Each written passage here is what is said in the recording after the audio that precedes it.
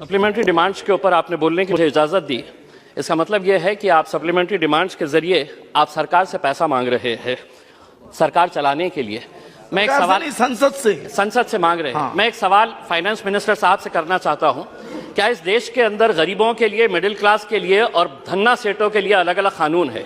मैं आपको बताना चाहता हूं, अगर इम्तियाज जलील 50 लाख रुपए का अगर लोन लेता है और वो लोन डिफॉल्ट करता है तो बैंकों को ये इख्तियार है कि मेरा नाम, मेरे गारंटर का नाम, मैं जो प्रॉपर्टी मॉर्गेज कर रहा हूं उसका एडवर्टाइजमेंट अखबार के जरिए वो देकर मेरी प्रॉपर्टी सीज करते हैं और मुझे बदनाम करते हैं मैं 50 लाख रुपए का लोन लिया हूं।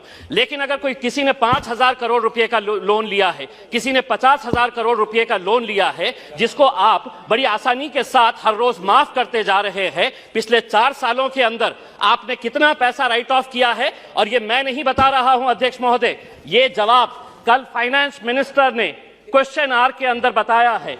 तो सुनिए, उसके अंदर पिछले 4 साल के अंदर कितना पैसा, 8,48,186 करोड़ रुपीस का लोन राइट ऑफ किया गया है। और जब हम इनसे पूछ रहे हैं कि किसका पैसा ये आपने राइट ऑफ किए हैं, तो जवाब सुनिएगा अध्यक्ष महोदय, आपको भी हैरानी होगी जो जवाब फाइनेंस मिनिस्टर मैडम ने दिए हैं। उसमें लिखा है, RBI has informed that under the provisions of Section 45E of the Reserve Bank of India Act 1934, RBI is prohibited from disclosing borrower-wise credit information.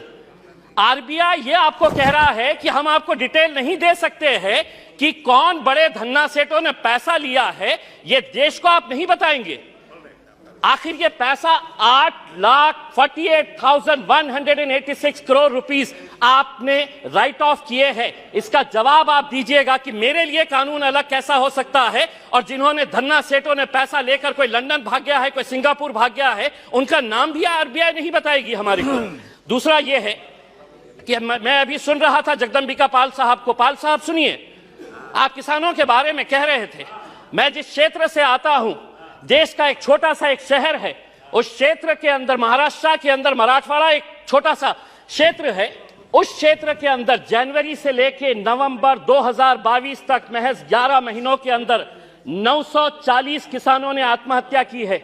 मैं देश की बात नहीं कर रहा हूं, मैं सिर्फ मराठवाड़ा एक जो देश का एक छोटा सा हिस्सा है, कहीं ना कहीं आपकी कुछ नीतियां गलत हो रही है अध्यक्ष महोदय, कहीं ना कहीं आपकी नीतियां गलत हो रही है, वरना इन किसानों की मौत को आपने सिर्फ एक आंकड़ा बनाकर रख दिए हैं। 940 किसान अगर सिर्फ एक क्षेत्र से मर रहे हैं और ये कहते हैं कि नहीं हमने किसानों के लिए इतना किया है, तो क्या वजह है कि आज किसान अपनी जान दे रहा है? आप ये कहते हैं कि प्रधानमंत्री उज्ज्वला गैस स्कीम के अंडर में आपने 10 करोड़ लोगों को दे दिए हैं। आप ये आंकड़ा बताइए, कितने ऐसे गरीब लोग जो पहले हम भी मानते हैं, हम भी खुश हुए थे, हमने भी स्वागत किए थे कि ये लोग जब अलग अलग तरीके से गैस की जगह पहले लकड़ी के ऊपर, कोयले के ऊपर है तो अपना खाना बनाते थे, आपने गैस दिए, लेकिन कितने लोग अब दोबारा रिफिल करने के लिए जाते हैं? क्या यह सच्चाई नहीं है कि पिछले 7 सालों के अंदर, 7 साल पहले गैस के सिलेंडर का रेट 450 रुपये था, आज आपने उसको 1080 रुपये किए हैं और ये उम्मीद कर रहे हैं कि आप जितना पैसा एडवर्टाइजमेंट के ऊपर लगा रहे हैं कि प्रधानमंत्री उज्ज्वला योजना के ऊपर, वही पैसा अगर आप दे देंगे तो शायद इन गरीबों को फायदा होगा। अनएम्प्लॉयमेंट, आज बेरोजगार, ये आंकड़ा मैं नहीं बता रहा हूं, कोई मनगढ़ंत आंकड़े नहीं बता रहा हूं, centre for monitoring Indian economy इनके आंकड़े आए हैं। तो सुनिए फाइनेंस मिनिस्टर साहब, अनएम्प्लॉयमेंट रेट इन इंडिया अभी 8% के ऊपर आया है। 3 महीने का सबसे ज्यादा का आंकड़ा जो है वो अभी आया है।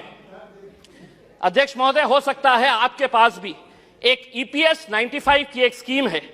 बुजुर्ग लोग, ऐसे बूढ़े लोग, और मैं फाइनेंस मिनिस्टर साहब को यह बताना चाहता हूं कि इनके पास भी सर 65 लाख ऐसे पेंशनर्स हैं जिनको पेंशन कितनी दी जा रही है, 250 रुपये, 500 रुपये। फाइनेंस मिनिस्टर साहब से मैं इसलिए मुखातिब हो रहा हूं कि ये मेरे शहर से आते हैं। अगर देश के फाइनेंस मिनिस्टर साहब, मैं आपको कहता हूं, लीजिए एक नाम भी नोट करिएगा, सुलोचना गडप्पा, 70 साल की महिला है, औरंगाबाद में रहती है। सुलोचना गडप्पा, फाइनेंस मिनिस्टर साहब नोट करिए, आप औरंगाबाद शहर से ही आते हैं, उसको कितनी पेंशन दी जाती है? 250 रुपये। 70 साल की कोई बच्चा नहीं है, वो 250 रुपये के अंदर वो अपना घर का बसेरा करेगी। मेरा यह कहना है कि पेंशन स्कीम के अंदर आपके पास कितना पैसा है, वो पैसे से ईपीएस 95 के पिछले कई सालों से, और हर एमपी को इन लोगों ने खून से अपना लेटर लिखकर आपको निवेदन दिया है कि हमारे लिए कुछ तो भी करिएगा करके, आपके पास भी दिए हैं, आपकी भी फोटो छपी थी उसमें। दूसरा यह है कि आप ईएमआई के रेट्स तो बढ़ा रहे हैं, होम लोन का रेट बढ़ गया, व्हीकल लोन का रेट बढ़ गया, आप एफडी का रेट क्यों नहीं बढ़ा रहे हैं? क्या वजह है कि आप ये रेट्स के अंदर तो बड़ी आसानी के साथ फैसला ले लेते हैं, लेकिन एफडी का रेट जब बढ़ाने की बात आती है तो आप इसके अंदर कोई फैसला नहीं लेते हैं। आप एजुकेशन के लिए पैसा मांग रहे हैं। मैं ये कहना चाहता हूं अध्यक्ष महोदय, अगर स्कूल में टीचर नहीं, कॉलेज में लेक्चरर नहीं, और अगर अस्पताल के अंदर डॉक्टर नहीं, तो वो इमारतें किसी काम की नहीं है।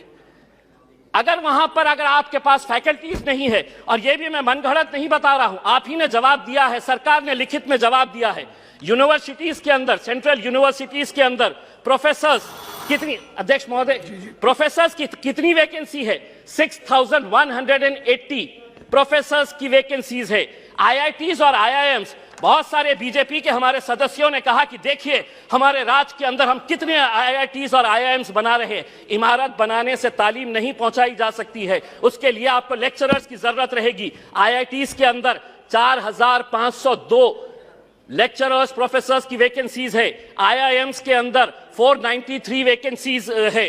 दूसरा यह है, एक बहुत अहम सवाल, 2015 के अंदर आपने प्रधानमंत्री आवास योजना शुरू की, हमने स्वागत किया, पूरे देश ने स्वागत किया कि हर बेघर को घर मिलने वाला है। और प्रधानमंत्री साहब का एक भाषण भी है जिसमें उन्होंने खुद ने कहा है, यूट्यूब के ऊपर आप भी देख सकते हैं, कि 2022 तक हम हर बेघर को घर देंगे। फाइनेंस मिनिस्टर साहब औरंगाबाद से है, 50,000 लोगों ने अप्लाई किया है पिछले 6 साल से। आज मैं पूरी जिम्मेदारी के साथ ये कह रहा हूं, एक सादा ईंट तक नहीं पड़ा है। बिल्डिंग बनाने की तो बात छोड़िएगा आप, सादा ईंट नहीं पड़ा। अध्यक्ष महोदय सिर्फ एक मिनट, एक सादी ईंट तक नहीं पड़ी है।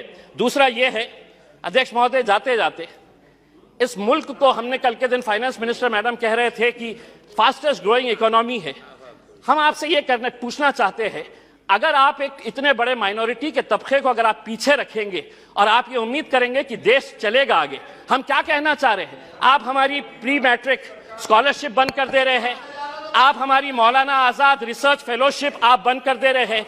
आप ये सोच रहे हैं कि अगर माइनॉरिटीज को हम पीछे रखेंगे तो देश आगे बढ़ेगा। देश को हम भी आगे बढ़ाना चाहते हैं। हम चाहते हैं कि आप सभी का साथ और सभी के विकास के बारे में